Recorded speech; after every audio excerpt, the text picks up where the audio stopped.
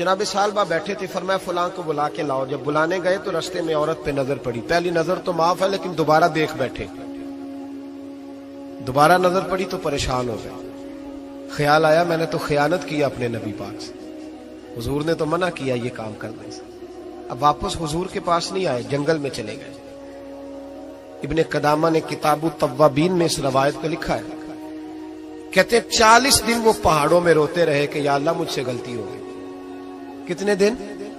اب ہمارا شغل ہے، اس کو لوگ گناہ ہی نہیں سمجھتے، بدنگاہی تو کوئی گناہ ہی نہیں، اب تو یہ شغل ہے۔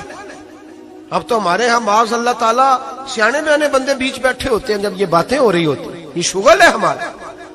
اب تو ابا کے سامنے بچہ وال پیپر گندی تصویر کا لگایا ہوتا ہے پر وہ کہتا ہے با عمر ہے نا جی، عمر ہے نا جی، مجھے پتہ ہی نہیں یہ کتنا گند کر رہا ہے، یہ تباہ ہو جائے گا روحانی طور پر۔ اگر یہ گند دیکھنے میں الجھ گیا تو امام شافعی کا فتویٰ ہے جس کی نظر گندی ہوتی ہے اس کا حافظہ کمزور ہوتا ہے، وہ کوئی بڑا کام نہیں کر سکتا، وہ نفسیات کا مریض ہو جاتا ہے جو گندی نظر والا آدمی ہوتا ہے۔ ہمیں پتہ ہی نہیں کہ ہمارے مسائل اصل میں ہیں کیا۔ تو 40 دن جنگل میں روتے رہے، 40 دن۔ محبوب سارا کچھ جانتے تھے پر خاموش رہے۔ حضرت جبریل امین حاضر ہوئے، عرض کی یا رسول اللہ آپ کا وہ غلام رو رہا ہے۔ رب کہتا اسے بلا لے، میں نے اس کا گناہ معاف کر دیا ہے۔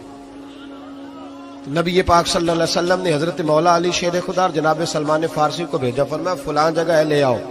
کہتے ہیں جب ہم گئے تو دو پہاڑوں کے درمیان جناب سالبہ تڑپ کے رو رہے، ہمیں دیکھ کے اور روئے، کہنے لگے علی میرے بارے میں کوئی آیت تو نہیں نازل ہو گئی؟ تو کہا نہیں، چل حضور نے بلایا ہے۔ کہا اچھا حضور کہتے کیا تھے، فرماتے کیا تھے؟ کہا پتہ نہیں لیکن بلایا ہے۔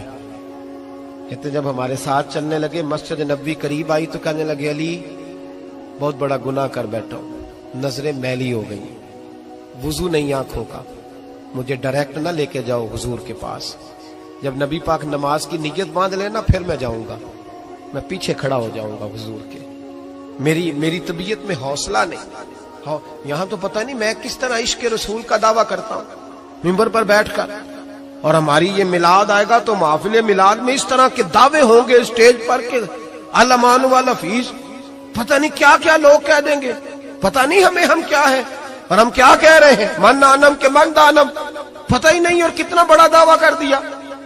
کہ میرے اندر طاقت نہیں سامنا کرنے۔ مولا علی فرماتے ہیں جب حضور نے مغرب کی نماز کی نیت باندھی تو انہوں نے بھی پیچھے نیت باندھ لی۔ اتفاق کی بات یہ کہ حضور نے پہلی رکعت میں سورہ انفطار پڑھنی شروع کر دی، اذا السماء انفطرت۔